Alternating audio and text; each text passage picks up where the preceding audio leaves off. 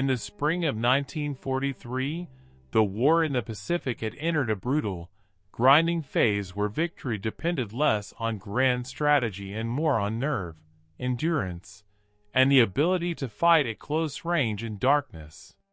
The Solomon Islands campaign had turned the seas north of Guadalcanal into a deadly maze of narrow channels, reefs, and island silhouettes, where opposing warships stalked one another at night with radar barely understood and visual contact often coming only seconds before gunfire erupted. It was in this environment that USS O'Bannon earned a reputation that would follow her for the rest of the war. O'Bannon was a Fletcher-class destroyer, among the most successful warship designs of World War II. Fast, agile, heavily armed for her size, and crewed by sailors trained to fight independently, she was designed to escort fleets, hunt submarines, and engage enemy surface ships at close range. By early 1943, she had already seen intense action around Guadalcanal, where destroyers were often thrown into surface battles that resembled brawls more than traditional naval engagements. Destroyer warfare in the Solomons was intimate and unforgiving. Ships operated at night to avoid air attack, closing distances measured in hundreds of yards rather than miles. Radar contacts were uncertain, friendly and enemy ships mixed dangerously close, and decisions were often made in seconds. A single mistake could mean collision, torpedo impact, or catastrophic gunfire. USS O'Bannon's crew had learned this reality quickly.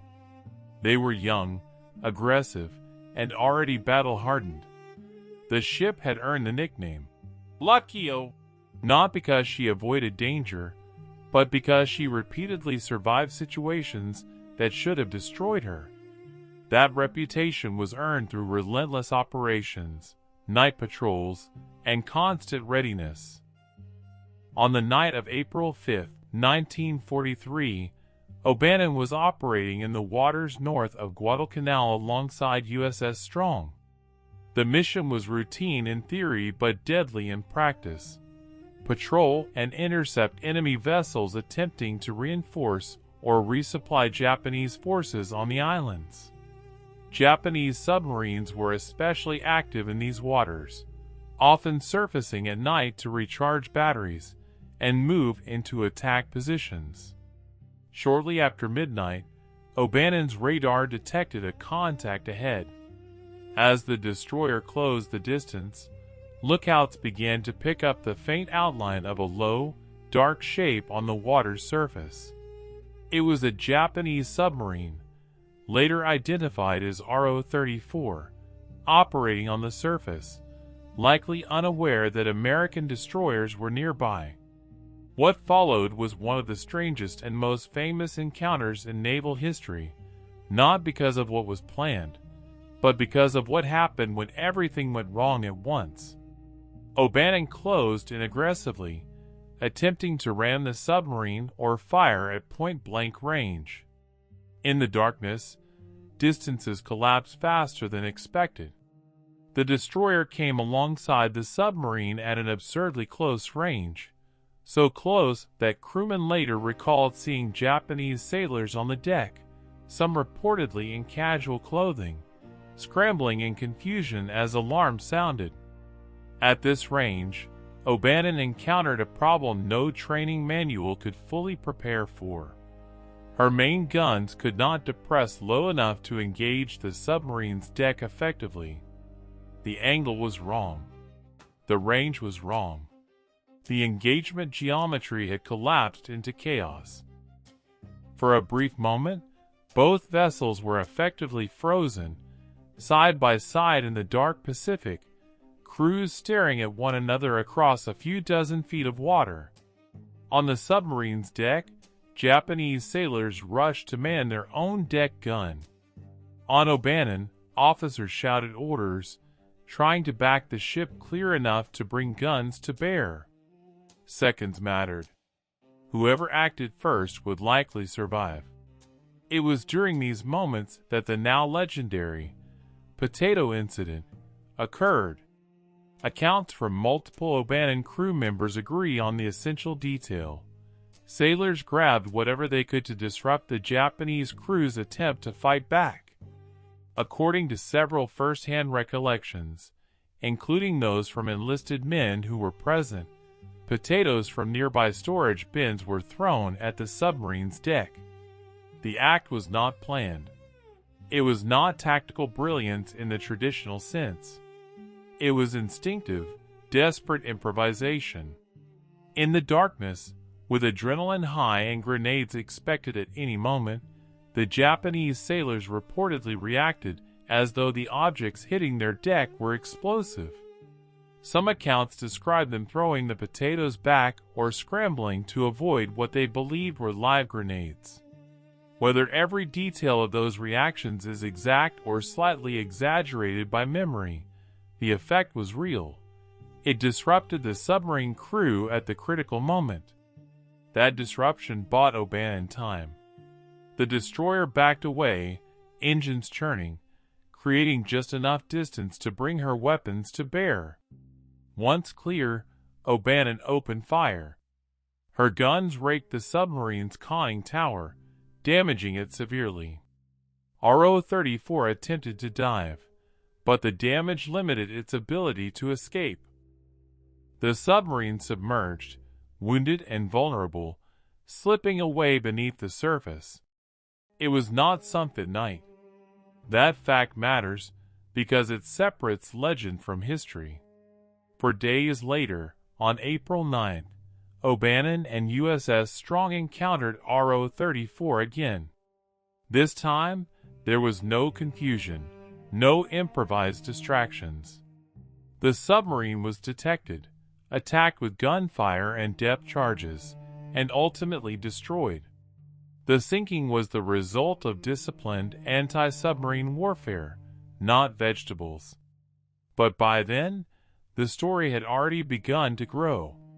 Sailors told it with humor. Journalists picked it up with enthusiasm. Wartime newspapers, hungry for morale-boosting tales, amplified it into something larger than life.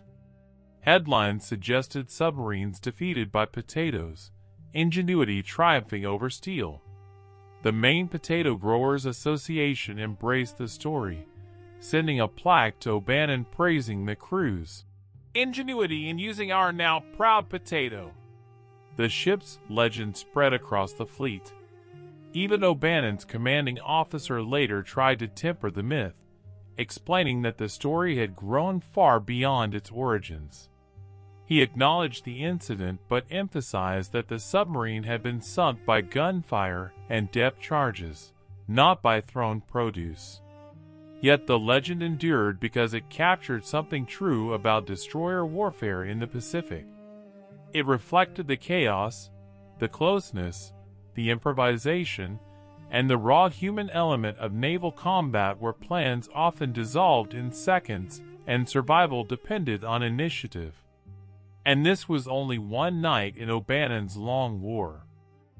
The destroyer would go on to fight in some of the fiercest surface engagements of the Pacific Campaign, earning battle stars at a rate unmatched by any other American destroyer. Her crew would face torpedoes, air attacks, night battles, and shore bombardments that tested the limits of endurance. The potato legend became shorthand for something larger, a ship and a crew that repeatedly found themselves in impossible situations and somehow emerged intact. But beneath the humor and exaggeration lay a deeper truth. USS O'Bannon's story was not about potatoes. It was about men operating at the edge of chaos, where training met instinct, and where survival often hinged on seconds, courage, and the willingness to act without hesitation. And the night of April 5, 1943, was only the beginning. After the encounter with RO-34, USS O'Bannon's reputation began to spread rapidly through the fleet.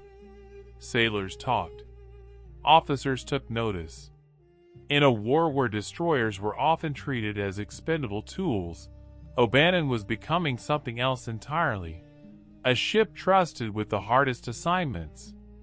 She was fast, aggressive, and commanded by officers who understood that hesitation in the Solomon Islands could be fatal. The waters around Guadalcanal remained lethal long after the land battle officially ended. Japanese destroyers continued to run nighttime supply missions, the infamous Tokyo Express, darting down narrow straits at high speed, unloading troops and equipment under cover of darkness, and vanishing before daylight brought American air power. To stop them, U.S. destroyers had to meet them at night, on their terms. These were not clean engagements. Radar contacts were unreliable. Identification was uncertain. Torpedoes could arrive without warning. A single mistake could result in catastrophic damage or collision. Destroyer crews slept in snatches, always ready to man battle stations within seconds. O'Bannon's crew adapted to this rhythm of exhaustion and sudden violence. Watches blurred together. Meals were eaten quickly or missed entirely. The ship's internal spaces became a world unto themselves, vibrating constantly from engines and gunfire. Every sailor understood that survival depended on teamwork and discipline, but also on a willingness to act decisively when orders could not come fast enough. As 1943 progressed, O'Bannon was repeatedly assigned to aggressive patrols and interception missions. She operated alongside other destroyers, forming small hunter-killer groups that prowled the waters between islands. These groups were often the first to encounter Japanese forces attempting to move under cover of darkness. The ship's combat record grew rapidly. She participated in engagements that resulted in the sinking or damaging of Japanese destroyers, transports, and submarines. Some of these actions occurred within a single night, reinforcing the idea that O'Bannon was always where the fighting was thickest. Over time, stories began to blur together. Separate battles, separate nights, separate ships became merged in retelling. This is how legends form. When sailors later spoke of O'Bannon sinking multiple Japanese vessels in one night, they were often compressing weeks or months of action into a single dramatic memory. There was no single night where O'Bannon alone sank 4 Japanese ships entirely by herself. What did happen was arguably just as impressive. She took part in multiple engagements where enemy ships were sunk or crippled in rapid succession, often under intense fire, often at night, and often at ranges where mistakes were fatal. In July 1943, during the Battle of Kula Gulf and later at Vella La Vella, O'Bannon found herself in exactly the kind of chaos that defined destroyer warfare in the Pacific. Japanese forces were attempting to reinforce their garrisons, while American destroyers sought to intercept them before they could unload. These battles were brutal and fast.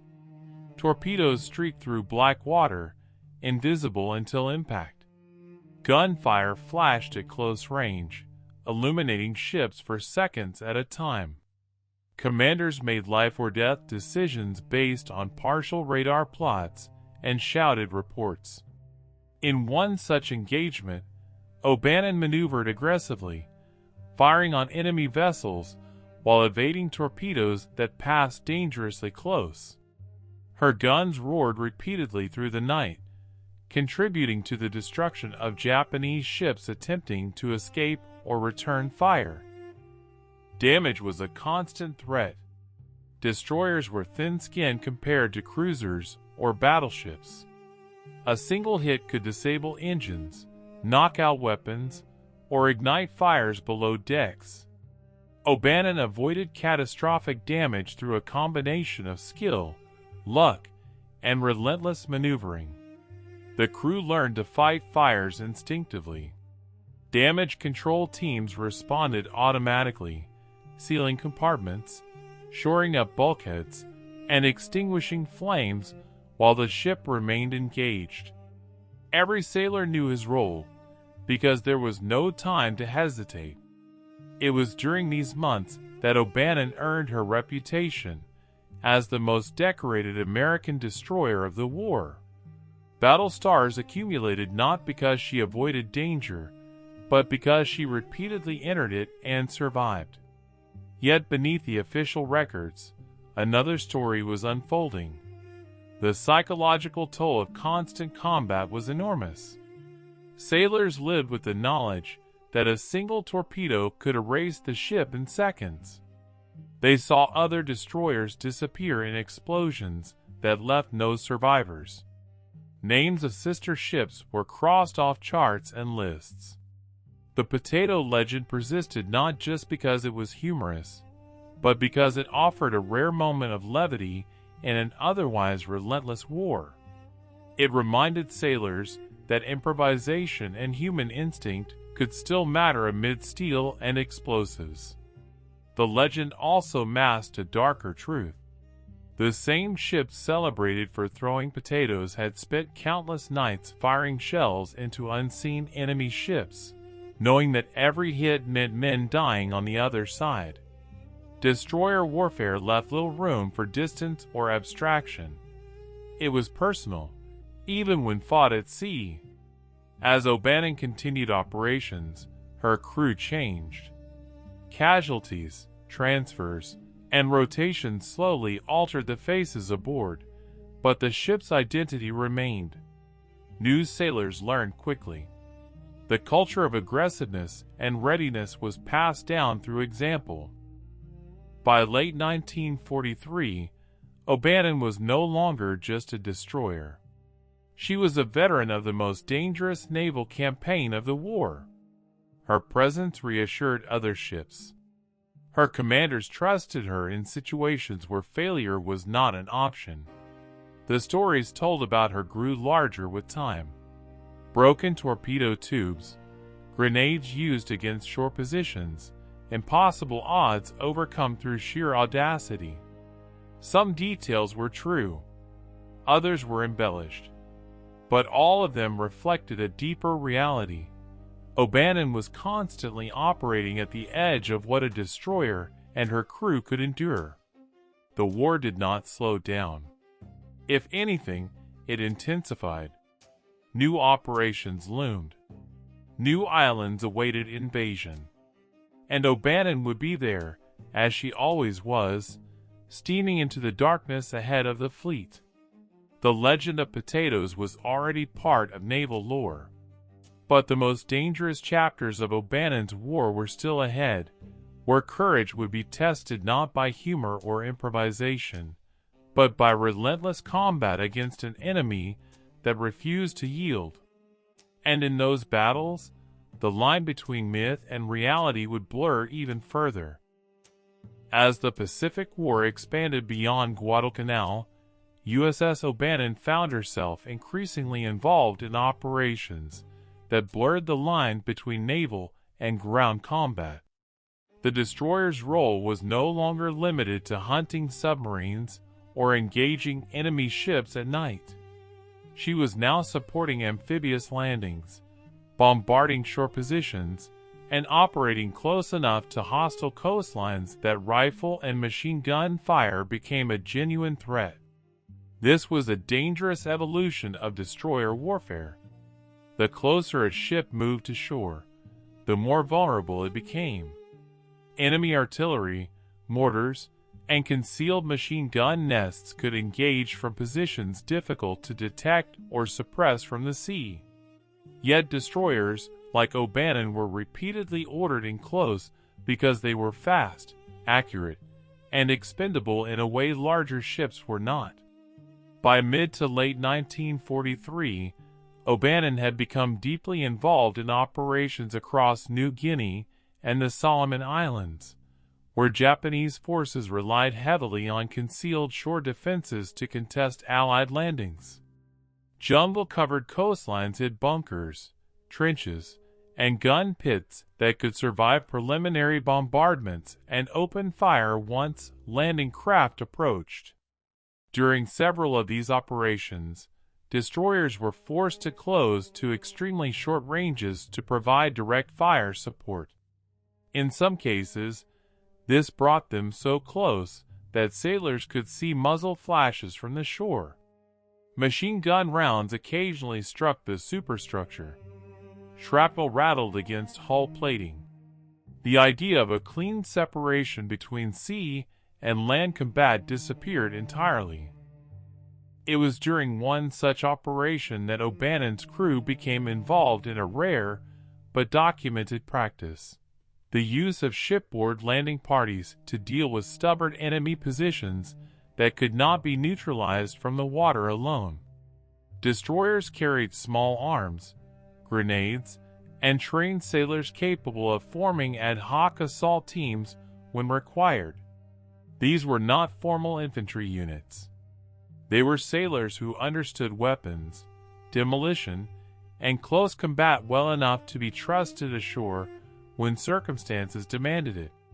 In at least one instance during the New Guinea operations, O'Bannon was called upon to suppress a Japanese machine gun position that had survived bombardment and was pinning down Allied troops advancing inland. Naval gunfire had limited effect due to terrain and vegetation. Spotters struggled to mark the exact location of the nest. Time was critical. A small landing party was assembled from the ship's crew. Armed with rifles, grenades, and automatic weapons, they went ashore under covering fire. This was not an act of recklessness, but of necessity.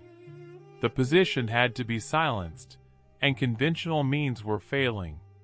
Accounts from destroyer actions during this phase of the war consistently describe the same pattern.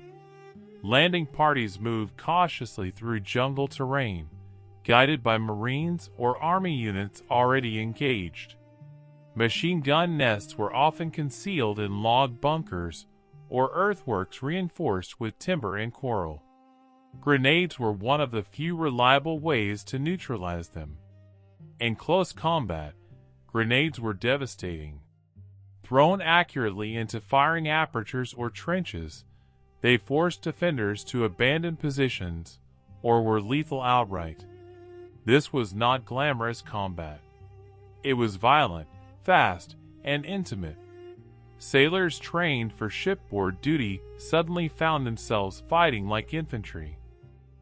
Once the machine gun position was eliminated, the landing party withdrew, often under covering fire from their own ship. The destroyer resumed her roll offshore, as though nothing extraordinary had occurred. Such incidents rarely made headlines, but they were recorded in after-action reports and remembered vividly by those involved. These actions contributed to O'Bannon's reputation not just as a ship that fought well at sea, but as one whose crew adapted to whatever the war demanded. Whether engaging submarines, dueling destroyers at night, or assisting ground forces ashore, the ship consistently operated beyond the narrow definition of her role. The mythology surrounding O'Bannon grew alongside these actions. Stories circulated of sailors storming ashore with grenades, of broken equipment improvised around, of impossible odds overcome through sheer aggression. Some of these stories were embellished. Others were simplified. But they all drew from a core truth. O'Bannon's crew repeatedly faced situations where doctrine broke down and initiative took over. The idea of a broken torpedo tube fits into this pattern of exaggeration. There is no confirmed record of O'Bannon sinking enemy ships using torpedoes fired from a damaged tube during a single night of combat. What is documented, however, is the frequent malfunctioning of torpedo systems across the Pacific Fleet, and the reality that destroyer crews often had to fight on using whatever weapons remained functional. Torpedoes jammed, fire control systems failed, radar contacts vanished, In those moments, destroyer captains relied on guns, maneuver, and aggressiveness. O'Bannon excelled in this environment, contributing to multiple enemy losses across different engagements, sometimes in quick succession. The phrase, "sank 4 ships in one night," is best understood as a compression of time rather than a literal event. Over the course of her service, O'Bannon was involved in actions where multiple Japanese vessels were sunk or crippled within hours or days, often in complex engagements involving several Allied ships. In the chaos of night battles, it was not always clear whose shells or torpedoes delivered the final blow. Credits were shared. Damage assessments were imperfect. What mattered operationally was that Japanese forces were losing ships faster than they could replace them, and destroyers like O'Bannon were at the center of that attrition.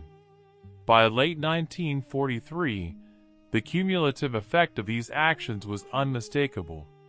Japanese surface operations in the Solomons became increasingly risky. Supply runs failed more often. Reinforcements arrived too late or not at all.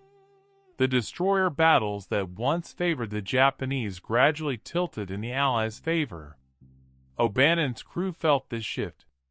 They were still exhausted, still operating under constant threat, but the sense of momentum had changed. The enemy was no longer dictating the terms of engagement. American destroyers were learning, adapting, and winning. The ship's battle stars continued to accumulate. So did the stories. Some were told for humor, some for pride, some as a way to cope with loss. Legends like the Potato Incident persisted because they offered a human counterpoint to the relentless violence of war. Yet behind every humorous anecdote was a reality of sustained combat. Sailors who had thrown potatoes one night might be manning guns the next, firing into darkness at an unseen enemy. The same hands that tossed grenades ashore later handled the remains of damaged ships or wounded shipmates. USS O'Bannon's wartime identity was forged not by a single incident, but by repetition. Night after night, operation after operation, she was present. She fought, she survived, and she adapted. As 1944 approached, the war would shift again. New campaigns would open. Larger fleets would form. But the lessons learned in the Solomons about initiative, improvisation, and the thin line between success and disaster would stay with O'Bannon and her crew for the rest of the war. And the legend would only grow. By 1944, the Pacific War had shifted into a phase of relentless Allied advance. Island by island, the United States Navy and Marine Corps were driving westward, pushing closer to the Japanese home islands. For destroyers like USS O'Bannon, this meant a constant expansion of responsibilities. No longer confined to narrow island chains, she now operated as part of massive task forces, screening carriers, bombarding beaches, and protecting troop convoys across thousands of miles of open ocean.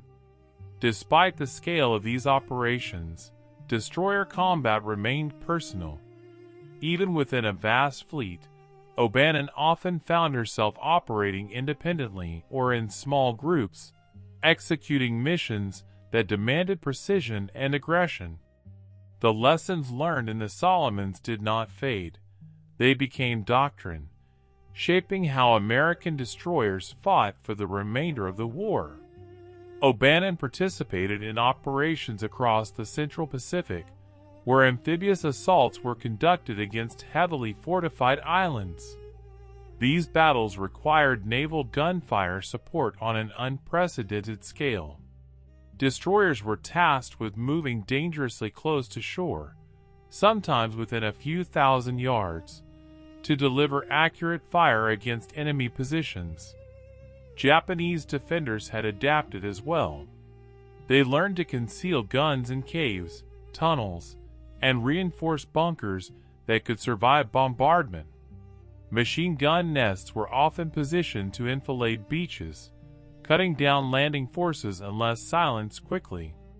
Naval gunfire could suppress these positions, but destruction was not guaranteed.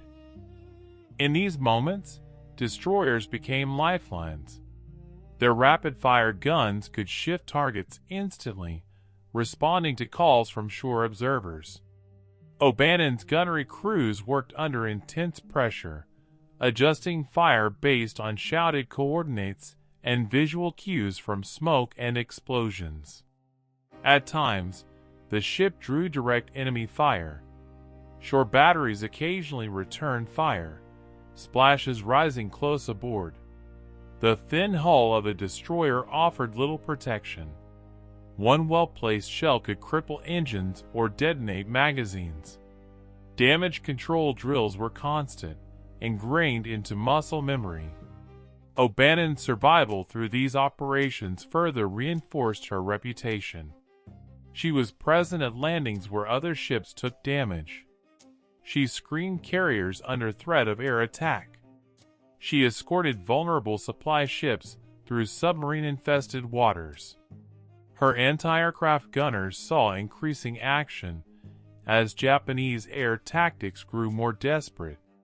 Kamikaze attacks would soon become a defining feature of the war's final year, and destroyers were often the first line of defense. O'Bannon's guns tracked incoming aircraft, firing until barrels glowed and ammunition ran low. Each engagement added another layer to the ship's legend.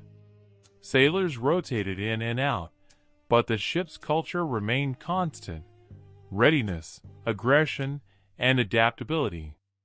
New crew members quickly learned that O'Bannon was not a ship where complacency survived.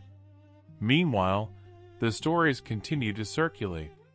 Sailors from other ships asked about the potatoes. They asked about impossible close-range fights. They asked about grenades used where guns failed. O'Bannon's crew answered with a mix of pride and understatement, knowing that reality rarely matched rumor exactly, but also knowing that the ship had earned its reputation honestly. The Navy itself took notice.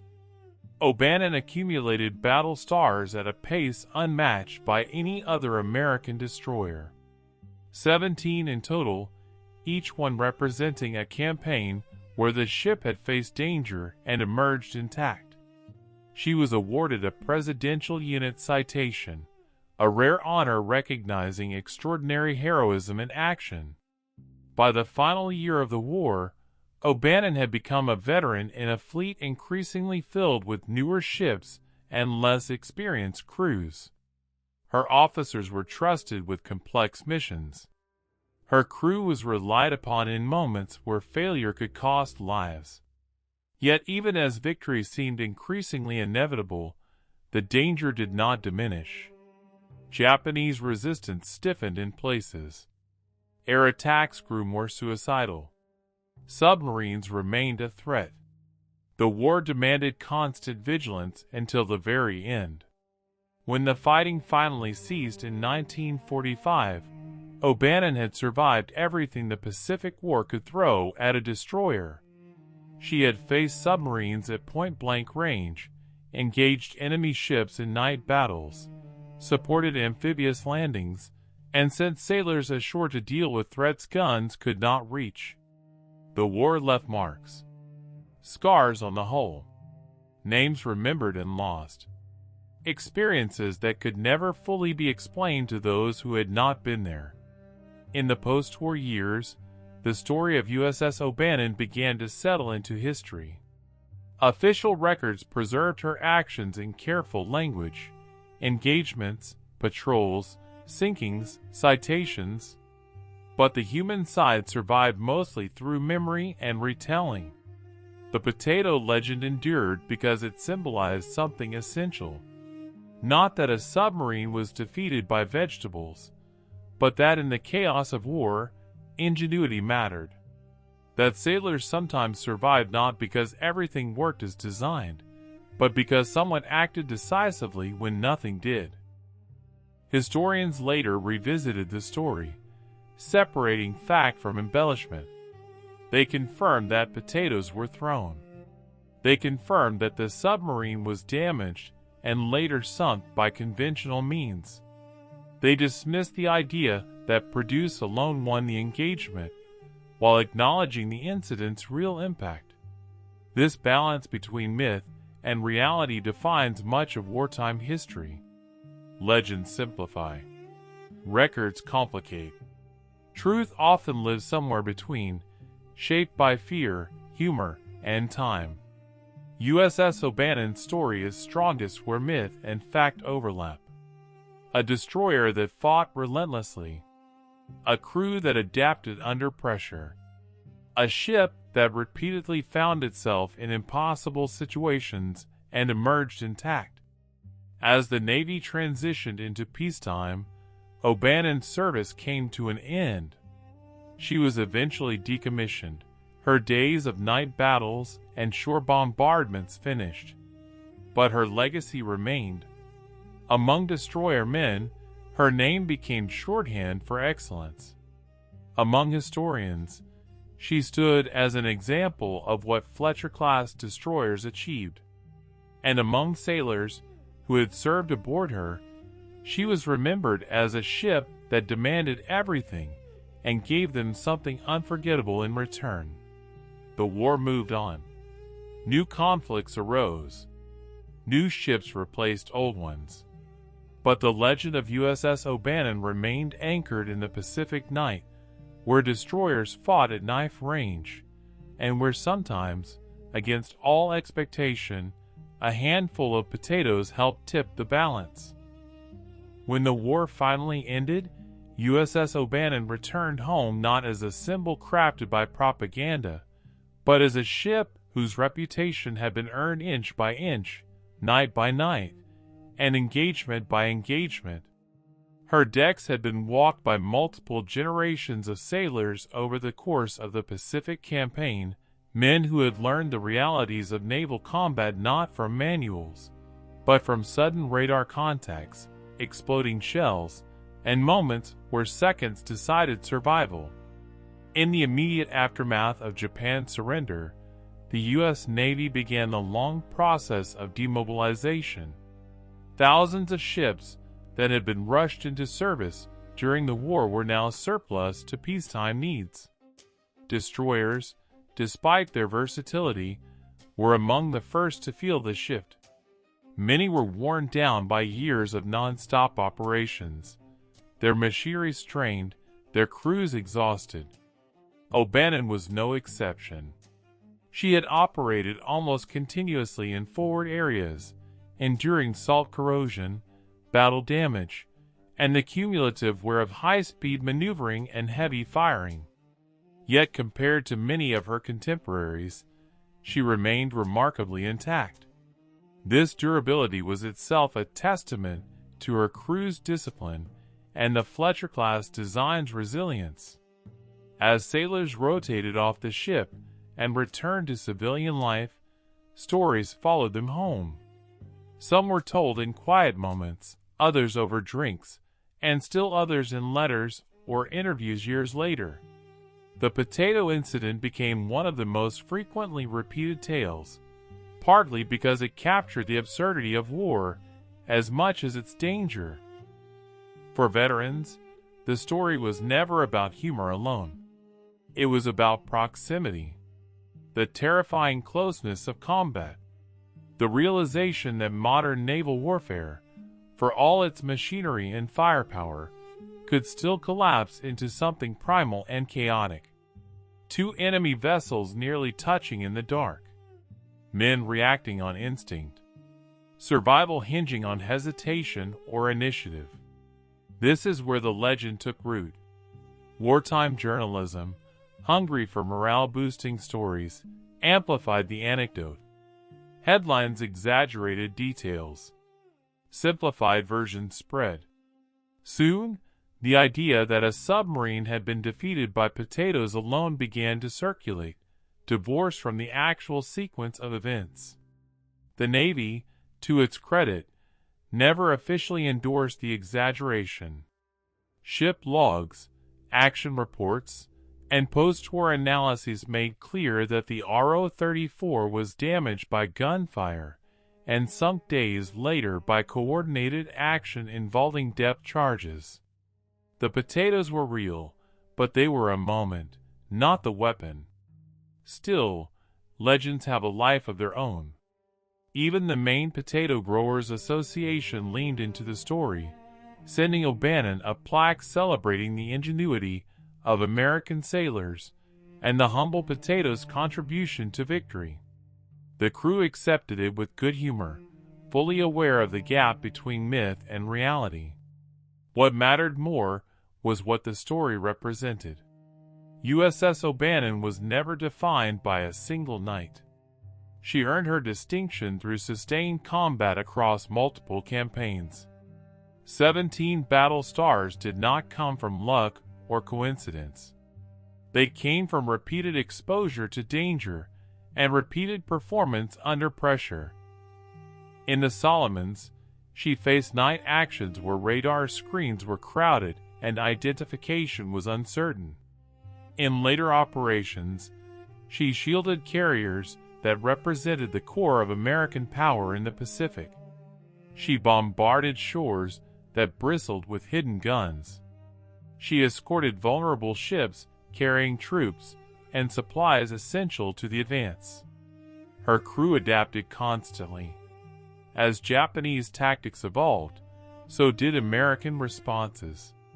Anti-aircraft defenses were strengthened, radar procedures refined, damage control methods improved through hard experience.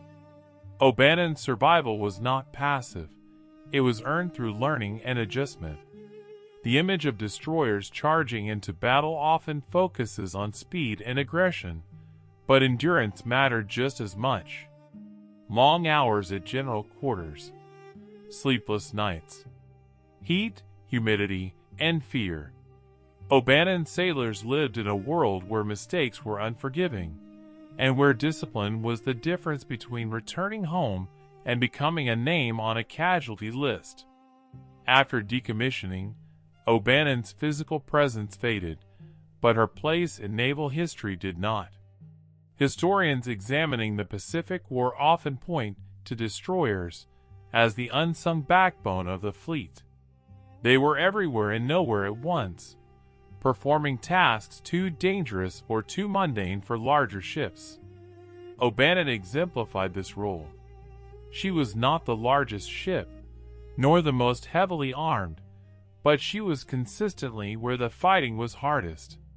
Her battle record reflects this truth more clearly than any legend ever could. In later decades, as interest in World War II surged through books, documentaries, and films, stories like O'Bannon's found new audiences. Some versions leaned into myth. Others sought correction. Together, they kept the memory alive. The potato legend survived because it humanized war. It reminded audiences that behind steel hulls and complex weapons were people improvising under stress. Sailors throwing whatever they had at hand not out of cleverness, but desperation. That moment, the potato legend survived because it humanized war. It reminded audiences that behind steel hulls and complex weapons were people improvising under stress. Sailors throwing whatever they had at hand not out of cleverness, but desperation. That moment, absurd as it sounds, was entirely plausible precisely because war is unpredictable. USS O'Bannon's true legacy lies in that intersection of chaos and competence. A ship that could fight effectively even when plans collapsed.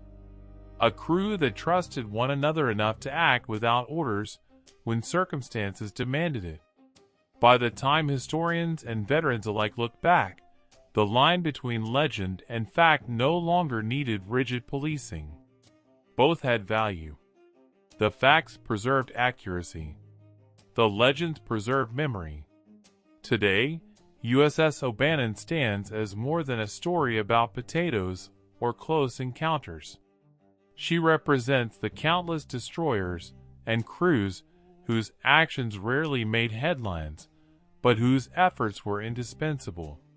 Ships that fought without glamour, often without recognition, yet carried the burden of war across oceans.